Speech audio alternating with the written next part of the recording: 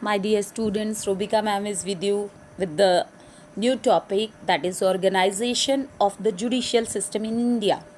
In this topic we are talking about the judiciary system of our country. Judiciary system क्या है बेटा? न्याय व्यवस्था. And what is the work of the judiciary? Provide the justice to the people is the work of judiciary.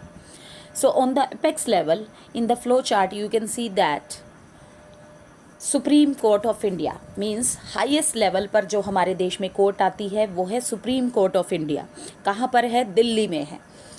Next the second level is high court. अब ये high court कौन है? The courts of the states are known as a high court, यानी कि state में जो court हैं highest level पे वो हैं हाई कोर्ट. क्योंकि बेटे सुप्रीम कोर्ट अकेले इतने सारे केसेस को कैसे हियर करेगा? तो we have second level also, that is high court, and every state has their high court. But here we can say that some states, some two states are sharing one court also. For example, Haryana and Punjab have common court, that is in Chandigarh. यानी मेरा कहने का मतलब ये है बेटे कि कुछ स्टेट यानी दो स्टेट एक कॉमन कोर्ट को भी यूज़ कर रहे हैं, जैसे हरियाणा और पंजाब का एग्जांपल चंडीगढ़ हाई कोर्ट है. उसके बाद नेक्स्ट आता है बेटा सबऑर्डिनेट कोर्ट्स.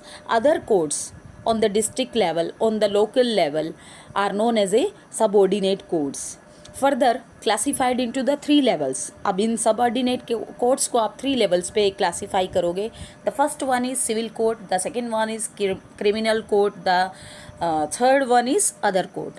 सिविल कोर्ट में कौन सी हैं बेटे? सिविल कोर्ट में नॉर्मल मुकदमे से मेरा क्या मतलब है? छोटा मोटा लड़ाई झगड़ा, चोरी, इस तरह के केसेस जो नॉर्मल है, टूट फूट, इस तरह के cases civil cases. Next come on the criminal cases. Criminal cases किस तरह के? The means bigger crime like murder, rape cases, they are called criminal cases. Other court. Sometimes we have some other cases which is related to the labor or the consumer or the buyer. अब कुछ ऐसे छोटे case भी हो सकते हैं बेटे जो कि लेबर से रिलेटेड है, यानी वर्कर्स की प्रॉब्लम्स हो सकती है, सैलरी से रिलेटेड या वेजेस से रिलेटेड या अलाउंसेस से रिलेटेड. अलाउंसेस से मेरा मतलब क्या है? भत्ते. मीन्स जब हम जॉब करने के लिए जाते हैं तो बेटा सैलरी के अलावा भी हमें कुछ फैसिलिटीज़ प्रोवाइड करते हैं ऑर्गेनाइजेशन, वो अलाउंसेस कहलाते हैं. जैसे पेट्रोल का खर्चा, जैसे बाइक का खर्चा, जैसे ड्रेसिंग धुलवाने का खर्चा, इस तरह के केसेस वो लेबर और workers, those are working in the MNCs और द इंडस्ट्रीज, वो उनसे रिलेटेड.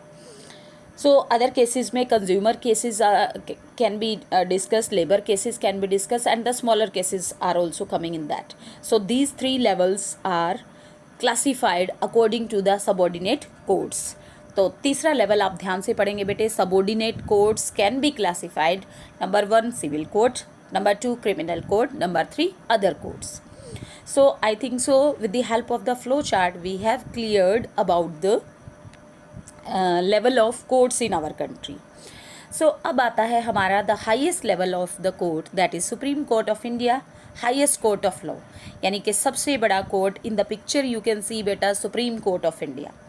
अब सुप्रीम कोर्ट ऑफ इंडिया में हाईएस्ट पोस्ट की अगर मैं बात करूंगी तो वो क्या है? Chief justice of India, and the short form we can say that CJI, जिसको हम कह सकते हैं CJI, chief justice of India. The post of CJI is the highest ranking जज इन द सुप्रीम कोर्ट, यानी कि सुप्रीम कोर्ट का सबसे बड़ा जज और न्यायमूर्ति की जो पोजीशन है वो कहलाती है CJI पोस्ट. यानी सबसे बड़ा जज कहलाता है न्यायमूर्ति, उसे हम हिंदी में कहते हैं और इंग्लिश में हम उसे चीफ जस्टिस ऑफ इंडिया कहते हैं. अब बात आती है बेटा who can give the appointment to the chief justice of India? It is the work of the president.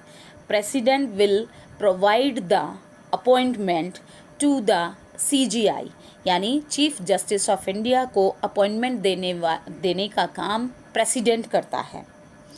In accordance with the article 145 of the constitution of India, the Supreme Court Rules of Procedure of 1966, the Chief Justice allocate all the work to the other judges who are bounded to refer the matter back to him.